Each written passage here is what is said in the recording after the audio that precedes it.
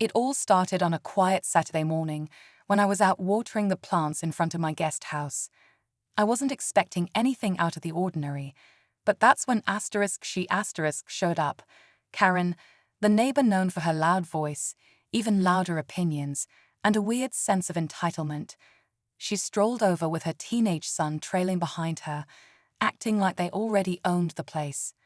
I smiled politely, thinking she just wanted to say hello. But nope, she had something way more ridiculous in mind. Without much of a greeting, Karen jumped right into it. She said she noticed my guest house was empty and that it would be just perfect for her son, who really needs space to grow as a young man.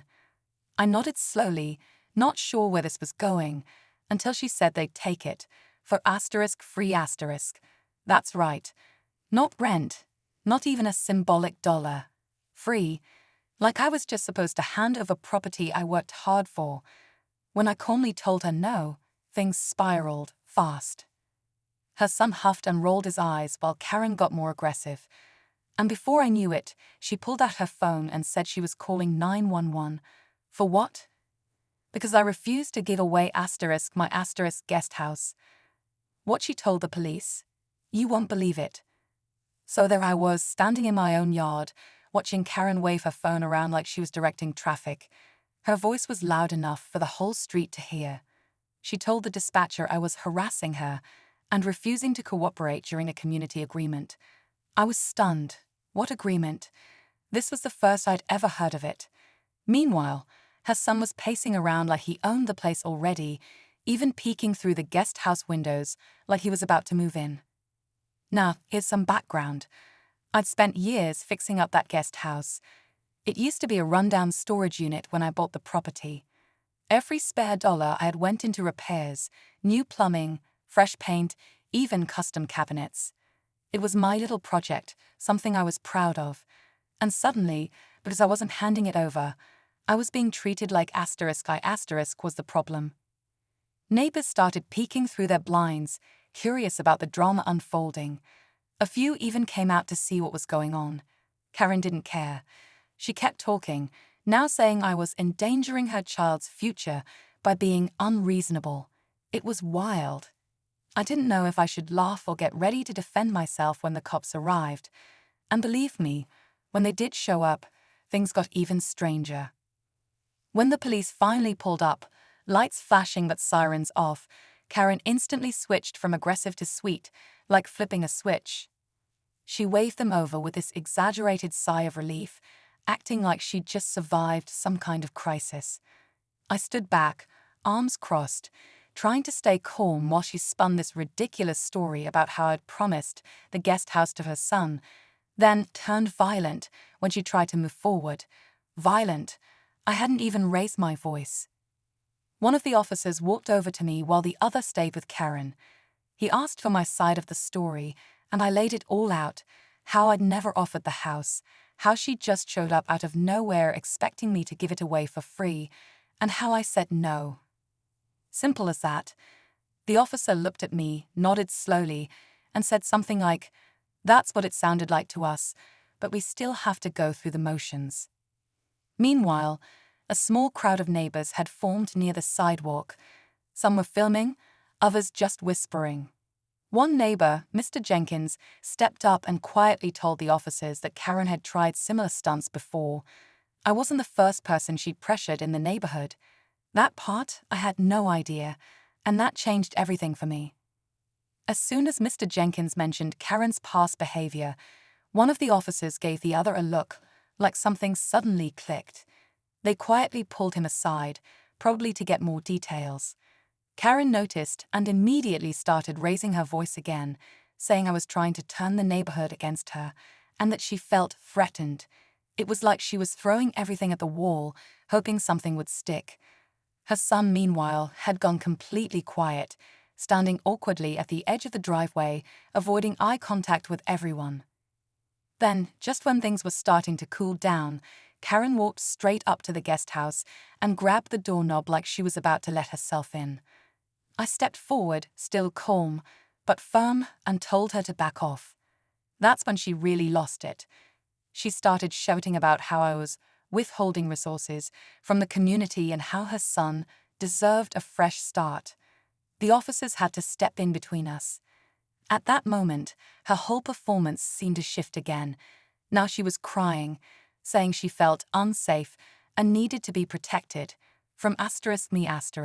The energy shifted. The officers started asking more pointed questions. One even pulled out a small notepad. Then they said they wanted to take a look around the guest house, and that's when I knew things were about to take a serious turn. When the officer said they needed to look around the guest house, I paused. I hadn't done anything wrong, but I still felt uneasy. It's a strange feeling when someone questions your right to your own property. I agreed, of course. I had nothing to hide. But the second I unlocked the door, I noticed something was off. A window in the back was cracked open, and the small table lamp I usually kept on the dresser was on the floor. I hadn't been in there for a couple of days, but I knew I didn't leave it like that. The officers noticed too. One of them stepped in carefully, scanning the room, while the other radioed something in. Karen was standing just outside the door, arms crossed, smirking like she already knew what was coming. That's when it hit me. Someone had been in the guest house before today, and the way her son was avoiding everyone's eyes, shifting from foot to foot, made it pretty clear who it might have been. One of the officers asked me if I had cameras on the property. I told him I had a motion sensor camera pointing at the backyard. He nodded and said, "Good, we'll want to take a look at that." Karen's smile faded just a little, and for the first time all day, she didn't say a word. We went inside my house to pull up the footage from the backyard camera. I could feel the tension rising. Karen stayed outside, pacing nervously, while the officers stood behind me watching the screen. I scrolled through the recent clips, and then there it was, clear as day. Just 2 nights earlier, around midnight, Karen's son had climbed over my back fence and slipped through the window into the guest house. He stayed inside for over an hour, then snuck back out the same way. One of the officers let out a low whistle. "That's trespassing," he said, "possibly breaking and entering." They called Karen inside to explain. Her face went pale when they showed her the footage. At first, she tried to deny it, said the video wasn't clear, that it could have been anyone. But her son didn't even try to lie. He just stared at the ground and muttered, "I was just checking it out." That was the breaking point. The officers told Karen that filing a false police report was serious. They didn't arrest her, but they gave a firm warning. And her son might still be facing charges, depending on how I wanted to proceed. Karen turned to me, suddenly quiet, and said, "We didn't mean any harm." I was about to respond when one officer pulled me aside. He'd gotten a ping from dispatch. A similar complaint had come in from 2 streets over just last month. Same story, same woman. After hearing about the other complaint, everything started to make sense. Karen had a pattern, targeting quiet homeowners, pushing for favors, and twisting the truth when she didn't get her way. I told the officers I didn't want to press charges against her son. He was clearly just being dragged along in her mess. But I did ask for an official report to be filed, just in case she tried something again. Karen didn't say much after that. She grabbed her son by the arm and walked off without another word. I watched them go, a mix of relief and disbelief settling in. The neighborhood slowly returned to normal over the next few days, but the story spread fast. A few neighbors came by to thank me for standing up to her. Turns out, I wasn't the only one she'd tried to pressure.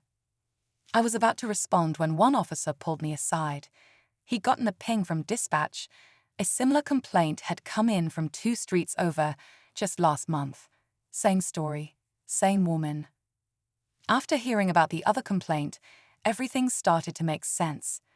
Karen had a pattern, targeting quiet homeowners, pushing for favors, and twisting the truth when she didn't get her way. I told the officers I didn't want to press charges against her son.